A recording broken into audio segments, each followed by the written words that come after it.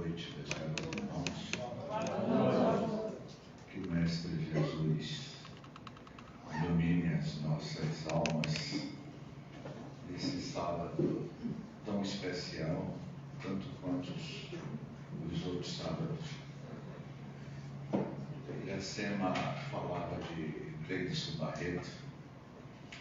Ele foi um grande companheiro nosso da época da juventude espírita, na época em que nós militávamos nos anos 80, no movimento espírita baiano, nas grandes congélias e confraternização. E nós tínhamos assim uma convivência de mais de 30 anos nessa atividade ininterrupta da divulgação dos postulados da doutrina espírita, nas viagens federativas, nas marcos regionais, nas caravanas baianas da fraternidade. E a última vez que eu estive com ele foi em 2019, antes da pandemia, no encontro fraterno de Salina das Margaredas. Nós estávamos no mesmo espaço, no mesmo quarto, hospedado no mesmo hotel, e falávamos deste grande ideal que é a doutrina espírita, no dizer de André Luiz, que iria afirmar: os espíritas são os milionários da felicidade. Vai aqui uma justa homenagem, ele dedica essa palestra ao nosso companheiro amigo Cleidson Barreto. Richard Simonetti, a senhora que recebeu o livro de presente, né? Ganhou o livro. Richard Simonetti tem um livro cujo título do livro se chama Quem Tem Medo da Morte. Quando eu realizei a primeira semana espírita no Centro Espírita Humberto de Campos, em 1995, e coloquei a semana espírita Quem Tem Medo da Morte, fiz uma subdivisão dos temas em cima do livro de Richard Simonetti. Eu estava correndo um risco que no Centro Espírita Humberto de Campos não fosse ninguém assistir a semana espírita, porque estava com medo de morrer. Então, a doutrina espírita é uma doutrina de livre pensar. Essa doutrina progressista, onde o benfeitor espiritual Emmanuel, o mentor de Chico Xavier, iria psicografar uma obra, e é em cima dessa obra que nós vamos fundamentar o nosso tema como reflexão, que é pensamento e vida. Pensamento e vida de cada um de nós. E Emmanuel, ele vai dizer que o pensamento cria a vida que procuramos. E eu fiz um roteiro exatamente para que cada um de nós tenhamos uma autopercepção de si mesmo quando nós comentamos que o nosso pensamento cria a vida que procuramos através de nós mesmos. Somos nós que somos os construtores das ações, das atitudes que existem na Terra. O orbe terrestre, o planeta Terra, com os seus 8 bilhões de seres humanos, é formado com essa matéria mental que nós pensamos. Então, eu diria que amando e instruindo, estamos aperfeiçoando o nosso pensamento. Quando nós estamos amando o próximo, estamos ampliando o nosso estado de consciência espiritual. Hoje, o campo acadêmico médico chegou a uma conclusão de que muitas das nossas doenças são doenças psicossomáticas, não é? Então, dentro dessa temática, vamos dizer que nós sempre escolhemos. E a palavra que vocês vão ouvir hoje, na noite de hoje, a palavra é padrões. O que significa padrões? Então, nós sempre escolhemos padrões. Padrões emocionais, padrões intelectual, e eles vão comandar o nosso pensamento, que é o fluido vivo da vida. São o seu padrão mental que vai estabelecer conexão com o seu mundo íntimo, assim como o mundo espiritual. Um exemplo, FM, frequência modulada, OC, ondas curtas, AM, amplitude modulada, tudo é uma frequência. Se você está ouvindo uma rádio FM, música clássica, você está estabelecendo uma frequência, um padrão vibracional. Agora, quando você sai da música clássica de Beethoven ou Johann Sebastian Bach, imagine você ouvindo Sebastian Bach, música clássica, na rádio FM, e de repente você muda de frequência e vai ouvir, na boquinha da garrafa, aquela música dos anos 80, você baixa o seu padrão psíquico e vai lá para baixo. Então, o pensamento é uma grande antena parabólica, na qual você vai direcionar o teu pensamento para os satélites cósmicos. Estou falando no sentido figurado. Você vai entrar em sintonia com o teu padrão mental, com o nosso padrão mental. Então, evolução é um convite permanente ao aprimoramento. Afinal de contas, o que eu estou fazendo aqui na Terra? E eu comentava ontem lá no GPEC, na Graça, que o tema era objetivo da encarnação. E eu dizia que o objetivo da encarnação nossa na Terra só é uma: é evoluir com amor ou sem amor, com dor ou sem dor. Todos nós estamos fadados à perfeição. Então, quando eu digo algo que todos conhecem, essa palavra, karma, expiação, provação.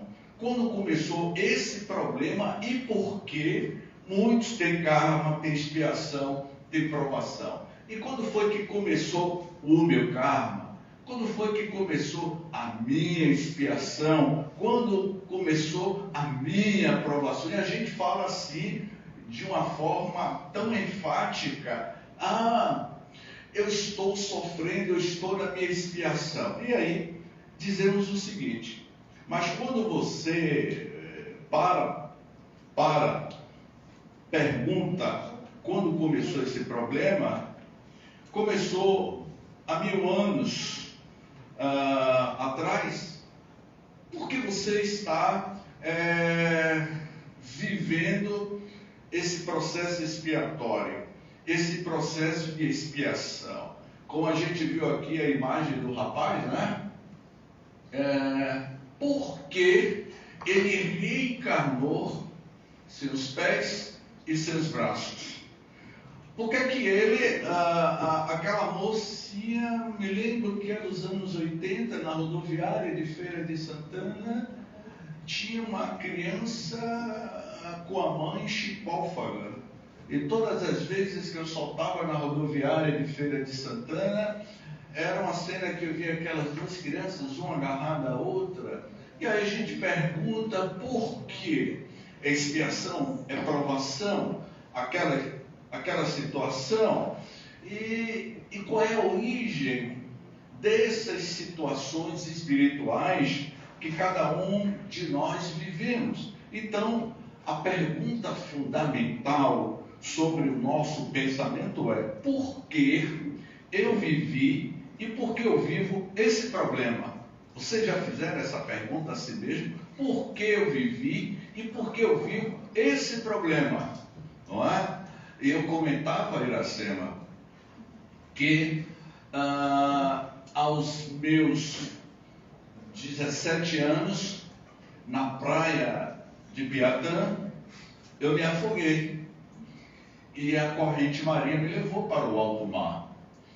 E eu comecei a nadar, e não saía daquela corrente. E a corrente me levou para o alto mar, lá na praia de Piatã, na década de 70. E eu estava acompanhado de outro colega, porque a gente estava jogando frescobol, e a bola do frescobol caiu numa corrente, eu fui pegar, e Iemanjá me levou. Quando eu acho que Iemanjá não gostou da minha cara, devolva essa figura, porque essa figura, eu não quero essa figura aqui no mundo espiritual aquático. E eu comecei a perder as forças, eu não tinha mais forças. Eu li as pessoas tomando banho e eu dizia, eu estou morrendo. É o primeiro fenômeno da desencarnação, não da morte, que a morte é a decomposição do corpo físico. A desencarnação é o desligamento do espírito à matéria. Foi quando eu disse, eu estou morrendo, porque naquela época eu já era espírita, eu já fazia parte do movimento juvenil espírita, muito jovem, nasci numa família espírita. Então, Iracema, como você falou de Gleison, eu tinha e tenho consciência total. Eu não acredito na reencarnação. Eu não acredito na imortalidade da alma. Eu não acredito na comunicabilidade dos espíritos. Eu sei. Eu tenho consciência total disso. Eu sei, é bem diferente. Então, quando eu estava afogando, eu sei que eu desci a primeira vez, subi, eu já não tinha mais forças e dizia, estou morrendo muito jovem, como vai ficar minha família, aquelas pessoas tomando banho, e eu deixando a vida em um verão ensolarado dos anos 70, que eu não me lembro em que época foi, eu sei que eu tinha 17 anos, foi quando eu desci e aí não subi mais, eu me entreguei, acabou. Quando eu dei por si, eu estava deitado na areia e dois salva-vidas fazendo a manobra de ressuscitamento.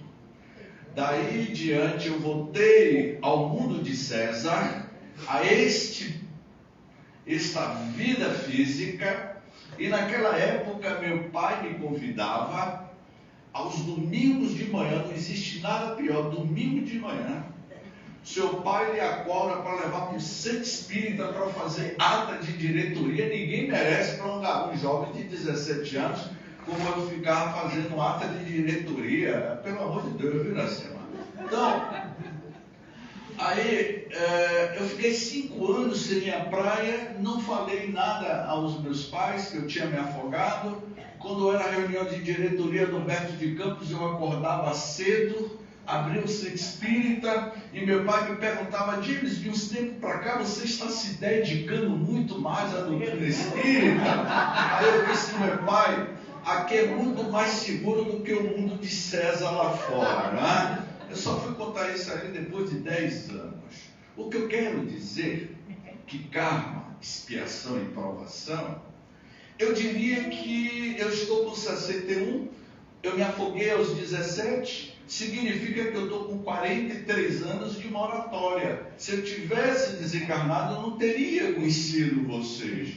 Ou seja, cada um de nós temos uma programação reencarnatória específica e tudo está no nosso pensamento. Então, quando eu digo essa pergunta, né? A pergunta difícil de responder: quem é você? Você é a atual personalidade de hoje? Ou a atual personalidade de hoje é uma etapa da sua jornada? Afinal de contas, quem realmente você é? De onde você veio?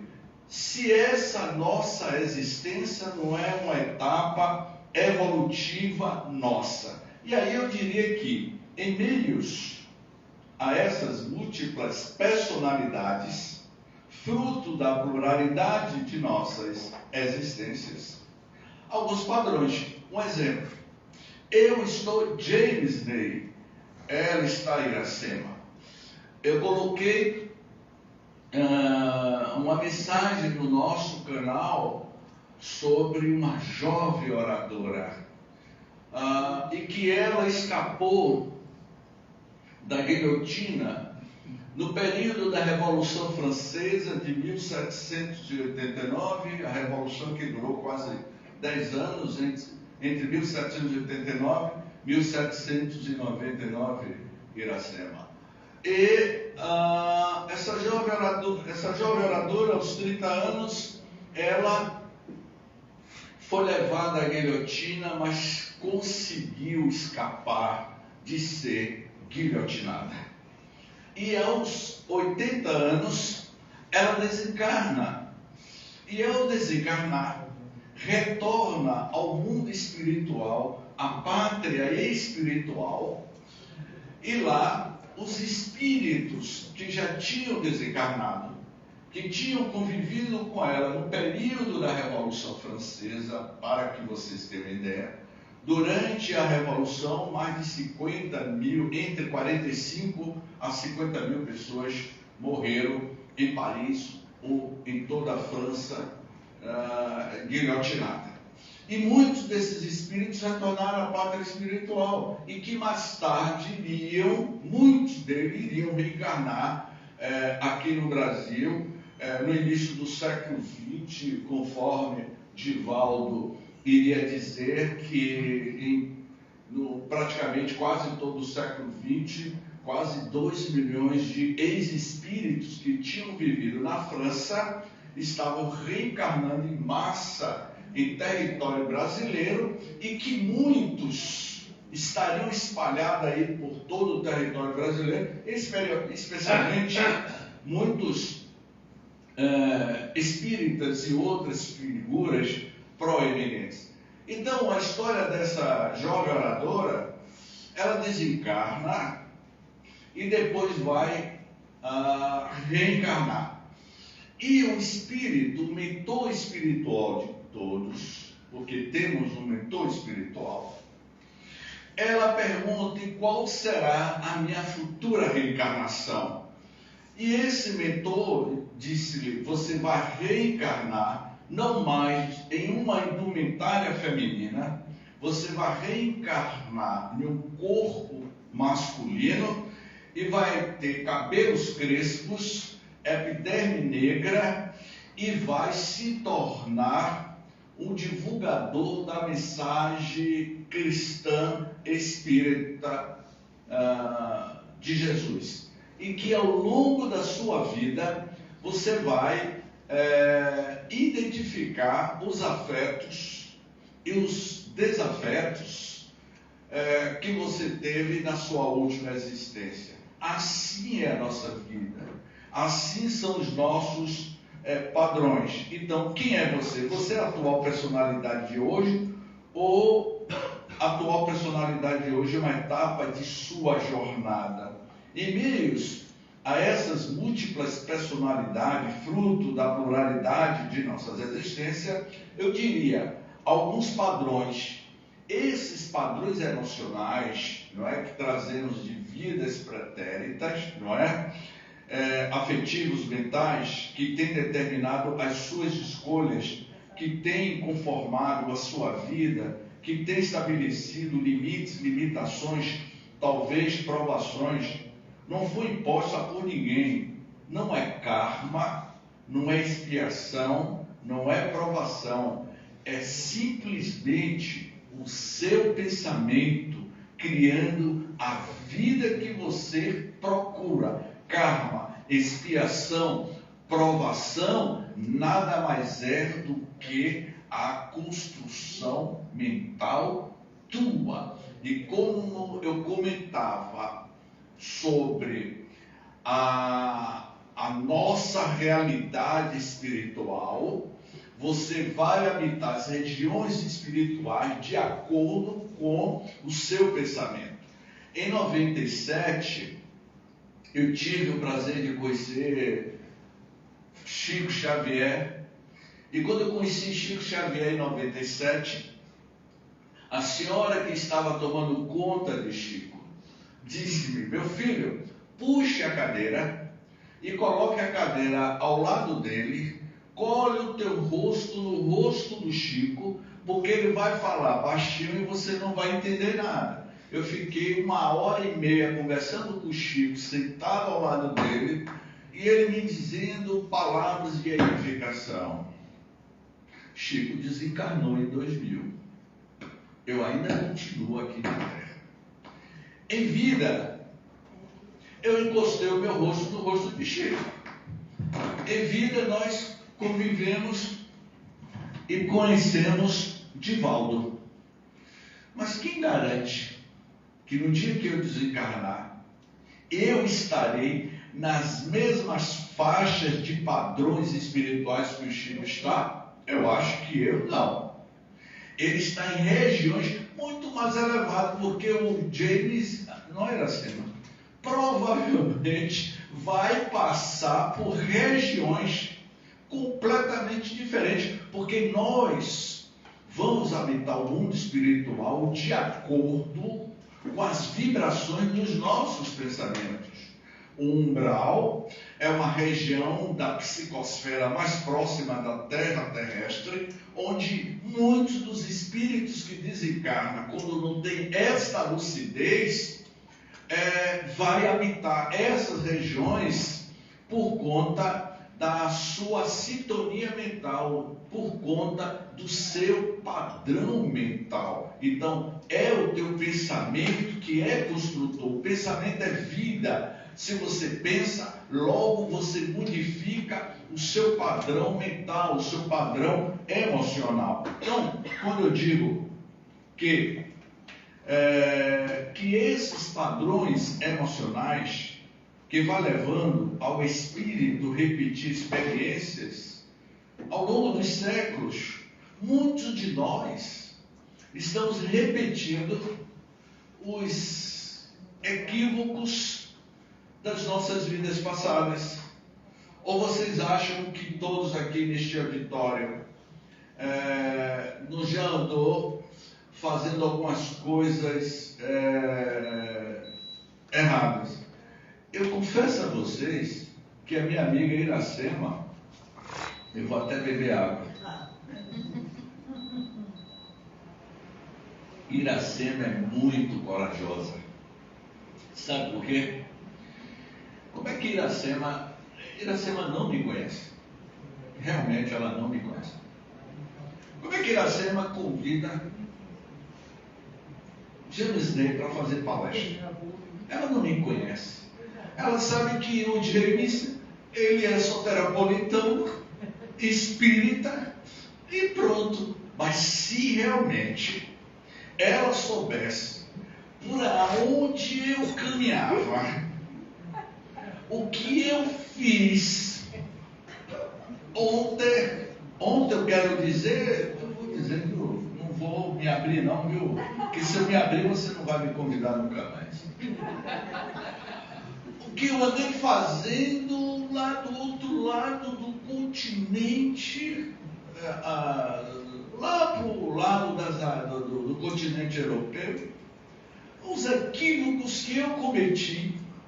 Eu estou dizendo isso porque por uma questão ética eu não vou poder me abrir, né?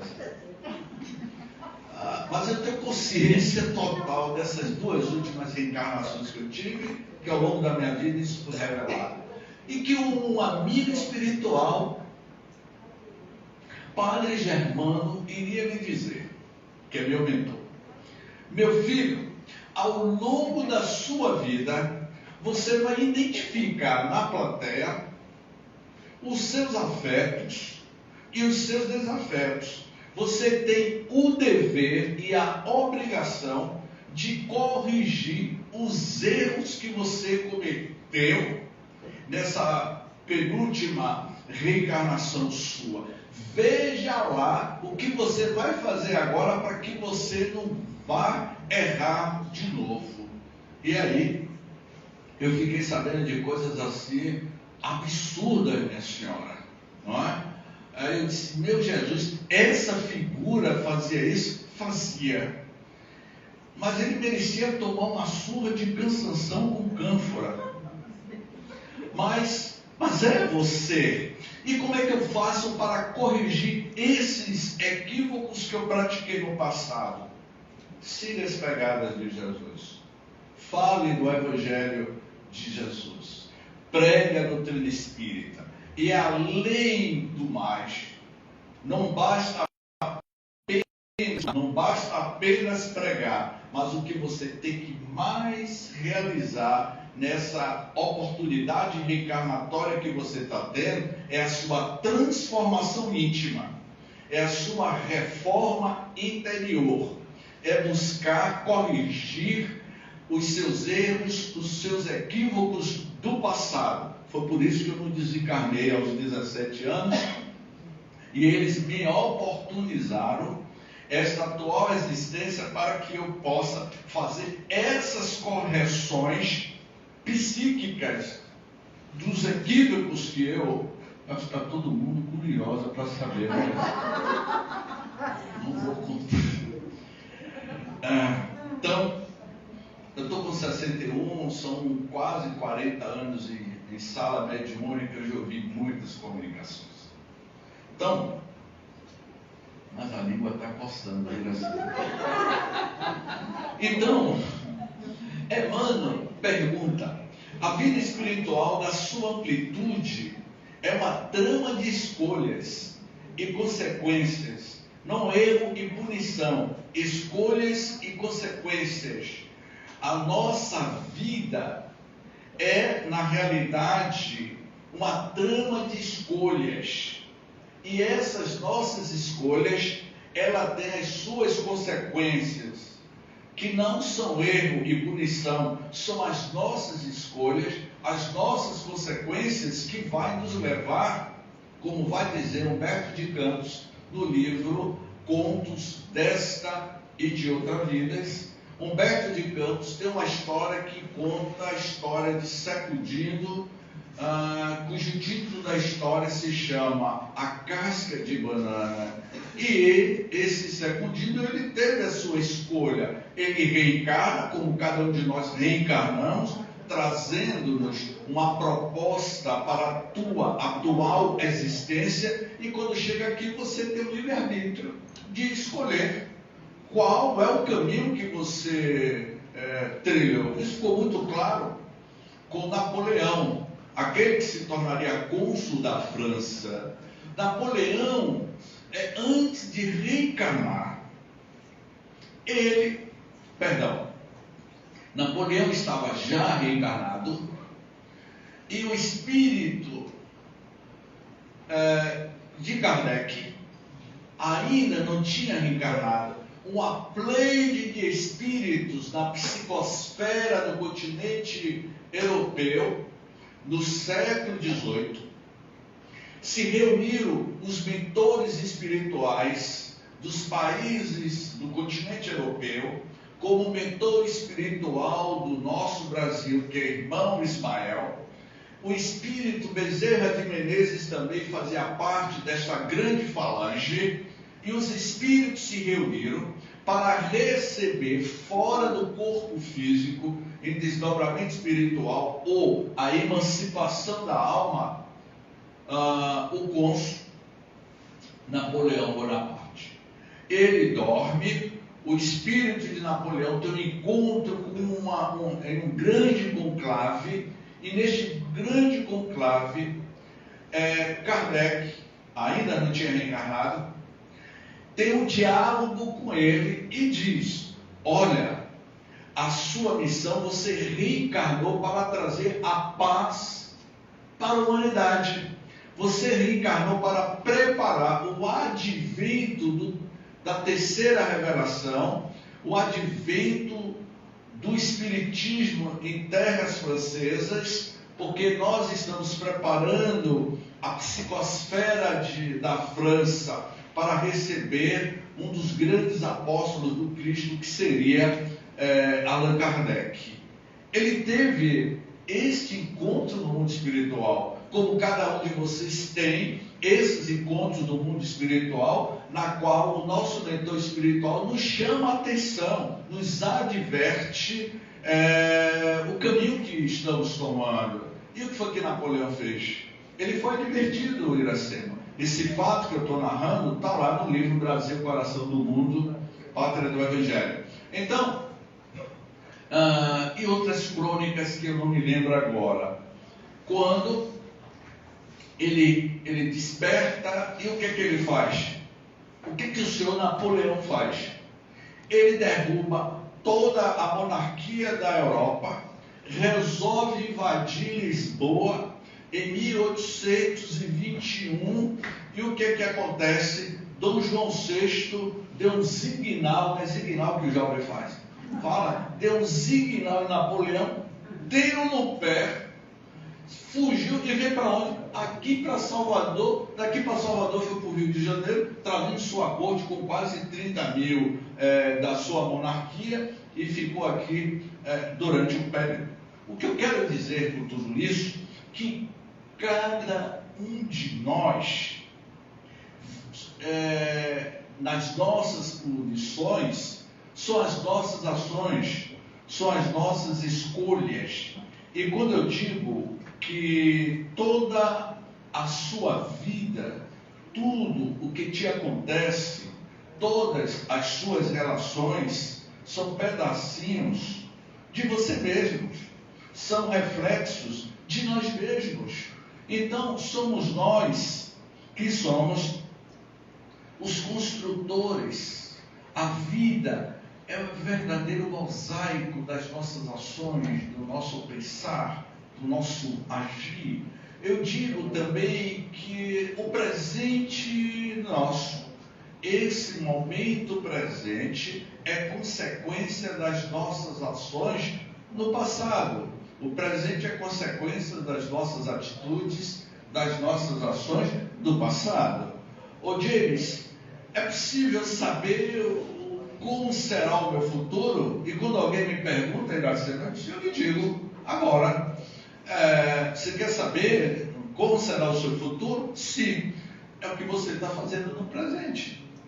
O presente, as suas atitudes, as suas ações, os seus padrões mentais no presente, é que vai gerar ações no futuro. Então, o futuro é consequência das suas atitudes, das suas ações que você está realizando no presente. Como, por exemplo, eu sempre, quando eu era jovem, eu sempre dizia: eu quero ter uma casa própria, eu quero ter uma casa muito linda, eu quero ter uma biblioteca, e eu quero ter livros. E aí, eu vou falar isso pela primeira vez, viu, Nessa? Eu estou me sentindo muito bem à vontade hoje. Como qualquer jovem de 16 anos, eu comecei a tomar o tal daquele vinho Chateau do Valier. Lembra do Chateau do Valier? É da sua época o Chateau do Valier. Eu tinha 16 anos. Eu comecei, coisa de jovem, de adolescente, na época de John Travolta, os embalos do sábado à noite.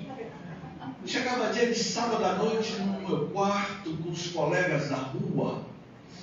A gente comprava aquela garrafa pequena, Chateau do Valier, um Paz Mendonça, de Mamé de Paz Mendonça, a senhora deve lembrar. Aí eu comprei uma garrafa do Chateau do Valier e tomava com a galerinha. Eu estou falando década de 70, não é? E a gente ficava ali nos embalos do sábado à noite. E eu comecei assim a gostar de tomar o vinho Chateau do Valier. Aí eu comprei uma garrafa e botei numa estante. Eu tinha uma estante pequenininha que ficava no meu quarto. E aí eu comprei a garrafa Martini Rosé. Eu comecei a colocar... Você está buscando as lembranças. Você tem a lembrança do povo. Mas eu vou dar um troco nessa lembrança. Vou dar um troco nessa lembrança. Eu comecei, minhas amigas, no fundo do auditório, a comprar garrafas de vinho e colecionar garrafas de vinho. Meu pai, que fundou o Centro Espírita Humberto de Campos, ele olhava e dizia: James, é isso mesmo que você quer? Ah, meu pai, deixa eu viver. Meu pai, ele me orientava, mas não interferia no meu livre-arbítrio, na tua escolha, no teu padrão mental daquele momento. Eu já tinha, Iracema, umas 16 garrafas de vinho, numa prateleira pequena. Quando, um determinado momento, porque nós somos um ser espiritual, o espírito é a inteligência do universo, é o princípio inteligente do universo. Foi através do fenômeno da emancipação da alma que, em um determinado momento, naquela minha fase dos 16 anos, eu sonhei, a turma no fundo que ficou animada, eu sonhei fora do corpo físico, e quando eu me encontrava fora do corpo físico, me apareceu uma entidade espiritual que, depois de muitos anos, eu iria saber de que se tratava ser o meu mentor espiritual. Eu era um jovem de 16 anos, eu não tinha a consciência que eu tenho hoje. E aquele espírito me apareceu e me levou em desdobramento consciente. Eu estava com 16, eu estou com 61 hoje. Eu me lembro claramente da imagem que foi plasmada na minha mente, no meu padrão mental, psíquico. Este espírito me levou diante de uma grande biblioteca, e diante desta biblioteca que eu me via fora do corpo físico, este espírito tirou da prateleira um livro e me mostrou, e me disse: você vai escrever um dia um livro cujo tema é este título. Quando eu olhei, A Gênese Planetária das Almas. A Gênese Planetária das Almas. E esse título do livro ficou registrado.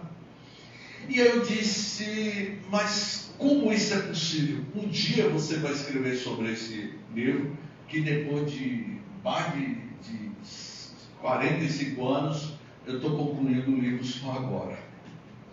E aí ele me disse: você vai pegar todas essas garrafas de líquido que você adquiriu, vai vender e trocar por livros espíritas.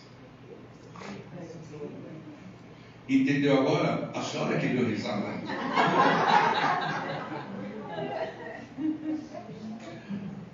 Minhas amigas, meus amigos, eu despertei para a realidade deste nosso mundo onírico. Tomei uma animosidade à bebida alcoólica. Algumas eu abri e despejei, porque eu disse: eu não vou vender, vou despejar, porque eu não vou fazer apologia à bebida alcoólica. A última vez que eu peguei no álcool, eu tinha 16 anos.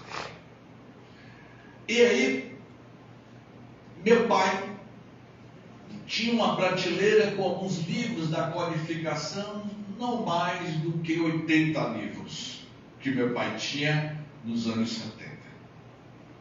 Hoje, no meu apartamento, tem uma biblioteca, cujo nome dessa biblioteca se chama João Firmino, que é em homenagem ao meu pai.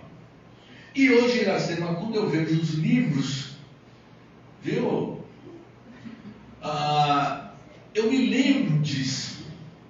A quantidade de livros que a gente foi adquirindo, estudando. Então, padrões são as suas escolhas, são os seus livre-arbítrios. Porque se eu não tivesse tido esta percepção espiritual, eu poderia ser um enólogo. Enólogo é aquele indivíduo que é colecionador de garrafas de vinho. O tempo passou, são padrões, são as escolhas na sua jornada da vida. Um dia eu recebi um convite para trabalhar em uma indústria de cerveja e a minha resposta foi não. Eu recebi um convite para trabalhar numa indústria de cigarro e a minha resposta foi não. Então, são as suas escolhas. É você que vai determinar. Eu estou dizendo não é, porque cada um tem o seu livre arbítrio de arbitrar o que você vai fazer com as suas escolhas. Então, quando dizemos, já nas nossas considerações finais, que o pensamento cria a vida que procuramos, dizemos assim: nós não vamos nos aproximando desses padrões na medida que incorporamos esses padrões à nossa vida. Vamos experimentando a cura.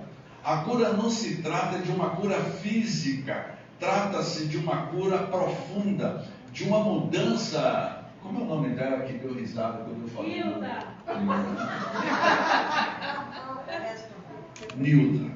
Então, Iracema, eu vou ler essa parte aqui só para Nilda e ninguém vai ouvir mais.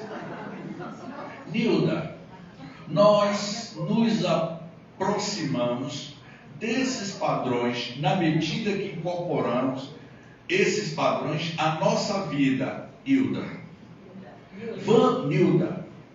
Vamos experimentando, minha amiga. A cura não se trata de uma cura física, trata-se de uma cura profunda, de uma mudança de valores, de uma mudança de postura diante da vida espiritual. É disso que fala o Espiritismo em nome de Jesus. Então, são as suas escolhas. E, portanto, nós somos os construtores da felicidade ou da infelicidade. Ou seja, o céu e o inferno é um estado de consciência espiritual de cada um de nós. Então, nas considerações finais, eu diria: você não será mais a mesma pessoa se você enxergar, se você perceber, se você visualizar quais são os seus padrões, quais são as linhas que estão definindo o seu destino espiritual, as linhas que estão definindo o teu destino espiritual. E qual é o teu destino espiritual? Quais são os elementos, os padrões de decisões e escolhas mais profundas que você tem estabelecido na tua vida?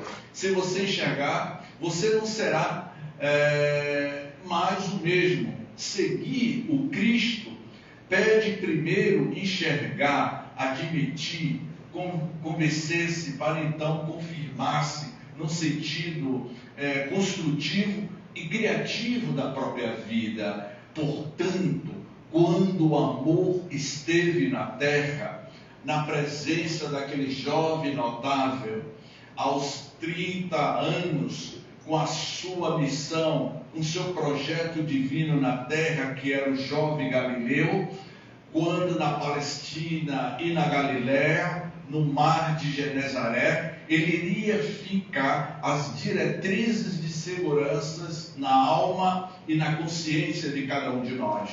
Quando Jesus teve aquele diálogo com o jovem João Evangelista, que tinha 19 anos, e que Salomé, a mãe de João Evangelista, e Zebedeu, o pai de João Evangelista, ambos foram até o Cristo e disse-lhe: Rabi, ou Rabone em aramaico, o senhor poderia contratar o meu filho para ficar em um dos tronos desse novo reino que você está implantando na terra? E qual foi a resposta que Jesus lhe deu? Será que ele está preparado para beber do mesmo fel que hei de beber? Aquele jovem, aos 19 anos, que era o discípulo mais novo do apostolado do Cristo entre os 12, ele foi o único entre os 12 discípulos. João Evangelista foi o único que morreu, desencarnou aos 80 anos de idade, já na sua senectude. Seria ele que iria escrever as profecias, seria ele mais tarde a reencarnação de João Evangelista, o perdão de Francisco de Assis, e que ele iria dar a continuidade da multiplicação do Evangelho de Jesus. Portanto, meus queridos irmãos, iria dizer o Rabi da Galileia, aquela mulher que traiu o marido, e que Amélia Rodrigues muito bem apresenta no livro Pelos Caminhos de Jesus. Mulher, cadê as pessoas que estavam lhe acusando? Porque Jesus tinha afirmado: aquele que tivesse em pecado, que jogue a primeira pedra. E ninguém jogou a pedra, porque cada um carregava na sua consciência os seus erros, os seus equívocos. Portanto, quem aqui neste auditório não já se equivocou diante da própria vida? Então nós, certamente, estamos sendo convidados para restabelecer com a sua própria consciência. Essa é o grande elo para a nossa evolução espiritual. Você está tendo a oportunidade de se modificar. Mas James, eu me equivoquei, eu era uma vendedora de ilusão, e você acha que eu tenho perdão? Eu disse: claro que tem, porque eu estava, ainda tem mais um tempinho, eu estava na praia como é o nome daquela praia da orla marítima de Aracaju? Atalaia. Eu tinha saído de um motel no final de tarde e caminhava que eu queria tomar um café com tapioca, porque aqui em Salvador a gente não vê muito isso, né? Mas no Ceará, em Aracaju, a gente vê muito isso. Eu tinha saído do hotel pela orla de Atalaia para tomar um café, quando de repente me sai uma jovem de trás de uma árvore e me aborda. E quando ela me abordou, eu cheguei e fui dizendo o horário a ela: são 5h30, porque achava que ela estava me perguntando qual era o horário. E ela virou e me disse: moço, eu fiquei parado diante dela: você não quer ir ali comigo? Eu disse: e aonde? Ali. Mas fazer o que com você ali? Você não quer ir ali comigo? Eu dando uma de João sem braço. Eu disse: eu não estou entendendo, você está me convidando para ir aonde? Você não quer ir ali comigo, nessa rua, ali tem uma casa. Eu sou moça, eu não tenho tempo de ir para essa casa. Você está querendo o quê? Você quer tomar um café? Você quer o quê? E você me daria um café, o dinheiro de um café? Eu disse: olha, você está me convidando para ir naquele lugar, eu prefiro levar você para tomar um café comigo, que é melhor. E o senhor teria coragem de me levar para tomar um café? Eu disse: claro. Então vamos.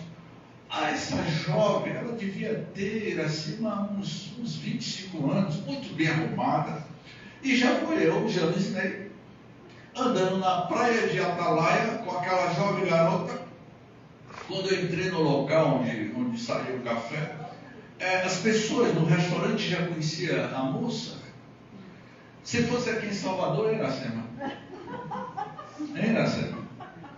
Como aconteceu, Iracema, eu estava ali na praia de Piatã, pedalando na praia de Piatã, à noite, ali na praia de Piatã, eu estava pedalando, uma dessas garotas me agarrou pelo braço: moço, o ciclista. Eu disse: rapaz, É um negócio assim impressionante, porque a mensagem do Evangelho de Jesus você tem que levar em qualquer lugar, em qualquer circunstância, minha senhora. E aí, tá eu entrando naquele restaurante para tomar um café com aquela moça que todo mundo já conhecia, que ela era uma vendedora de ilusão. Aí eu sento com ela, dou um café a ela, e aí eu disse: vem cá, me conta aí a sua vida. Você é de que cidade? Eu sou do interior do Sergipe. Meus pais me abandonaram, me botaram para fora de casa, porque eu me tornei uma mulher de má vida. Você é muito jovem. Em momento algum, eu não fiz nenhum tipo de julgamento. Eu apenas disse: olha, a vida dá várias voltas, não é? E você ainda é muito jovem, você tem uma oportunidade muito grande de mudar a sua vida.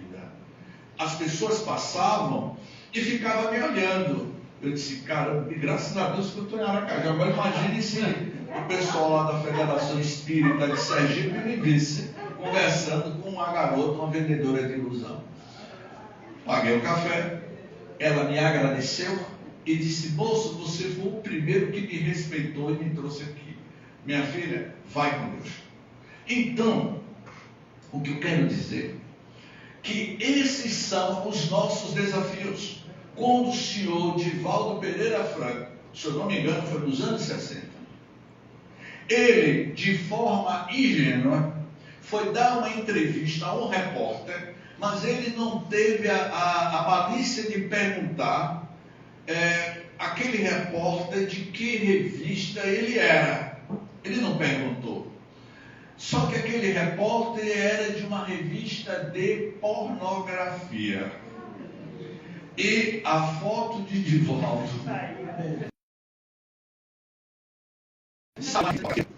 matéria de Divaldo dentro de uma revista de pornografia. A senhora fez uma cara de assustada, não foi? Então, Divaldo, quando tomou conhecimento que ele recebeu, ele ficou indignado. Ficou indignado. A sua indignação foi tamanha que ele disse a Joana de Ângelo: eu vou tomar as minhas providências. Eu vou processar essa revista, porque ele me enganou. Sabe qual foi a resposta de Joana? Meu filho, cala-te, porque você precisava falar para essa revista. Você está acostumado a falar para a plateia espírita, você estava precisando falar para esse público que lê revista de pornografia. Isso está no livro, deixe-me lembrar, O Semeador de Estrelas, de Sueli Caldas Schubert. É a melhor obra que fala sobre a vida de Divaldo, O Semeador de Estrelas. Se eu não me engano, está nesse livro. Os leitores da revista de pornografia começou a escrever para a Mansão do Caminho, querendo conversar com o Divaldo. E muitos que eram leitor dessa revista começaram a frequentar o Caminho da Redenção, e um deles se tornou um grande espírita. Está vendo, né, senhora? Vocês perceberam? Portanto, o que eu quero dizer é que as nossas escolhas, a missão que cada um de nós temos na Terra, é que vai determinar o seu sucesso ou não. Pelo simples fato, o pensamento cria a vida que procuramos e que estabelecemos com nós mesmos. Porque tudo é oportunidade de crescimento espiritual. Aproveite sempre, meus irmãos. Não perca a oportunidade. Antes dessa pandemia, eu comentava sempre nas nossas palestras, minha irmã, que nós estamos vivendo uma encarnação, ou é tudo ou é nada.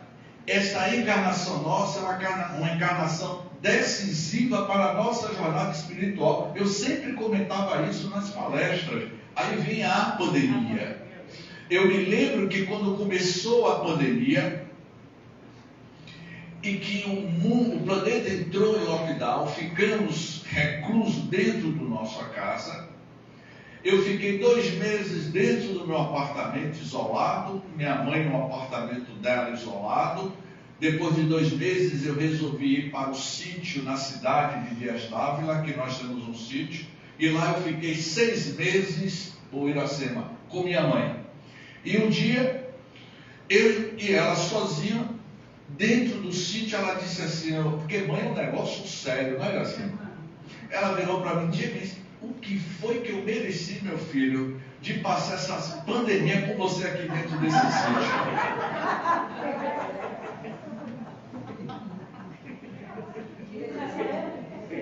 Eu disse, minha mãe, o que foi que eu fiz para merecer a senhora estar? Então você tem que me aguentar. Eu disse, é um jeito, né, dona Marilda? E lá, Iracema, durante aquela catarse que cada um de nós fizemos dentro da nossa casa, eu liguei para um grande orador espírita, um grande palestrante espírita do movimento espírita baiano. E conversando com ele pelo celular, eu disse a esse grande companheiro, meu amigo, sabe o que está acontecendo? Esqueça todos os congressos espíritas que você já realizou. Vamos lembrar que todas as palestras que eu e você já fizemos ao longo da nossa vida, todos os eventos, palestras, seminários que nós já realizamos nesses últimos 40 anos, sabe o que era? Era nada mais e nada menos uma preparação para que agora, de fato, a gente coloque em prática tudo que a gente falou nessa pandemia. Foi aí diante, minha irmã Iracema, que eu não assisti mais palestra de outros expositores, e eu comecei, Iracema, a prestar atenção naquele palestrante, careca, calvo. Você sabe quem é, né? O canal dele, James May. Eu comecei a prestar atenção naquele expositor e eu quero saber se você realmente odeia isso. Eu assisti às minhas próprias palestras. É isso mesmo que você que está aí falando, é isso mesmo que você pratica, que você está falando? Eu comecei a fazer uma autoanálise de mim mesmo. Foi aí que eu comecei a seguir aquele pensamento lá na antiga Grécia, no templo de Delfos, que estava escrito, homem, conhece a ti mesmo. Conhecendo a ti mesmo, conhecerás o universo, e conhecendo o universo, você modificará os seus padrões mentais. Foi aí que eu dei o start e disse, gente, nós ainda continuamos vivendo a noite escura da alma, como falava João da Cruz, o místico espanhol. Nós estamos nesta fase desta grande transmutação do nosso próprio pensamento, da nossa forma de pensar e de agir. Portanto, eu concluo dizendo, meus queridos amigos, o pensamento cria a vida que procuramos para o nosso bem-estar espiritual. Gratidão, muita paz.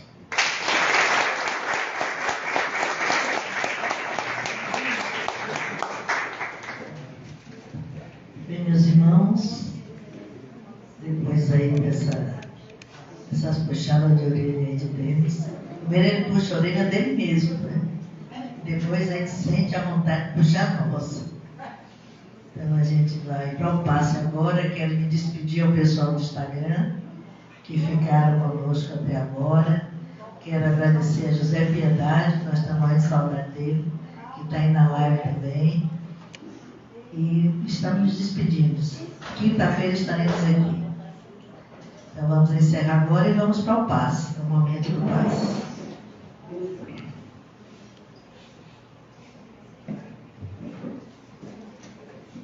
Vamos lá.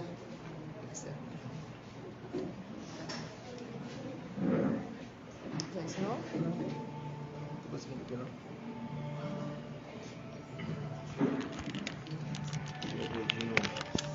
O dedinho fininho. Vou desligar aqui o cabo.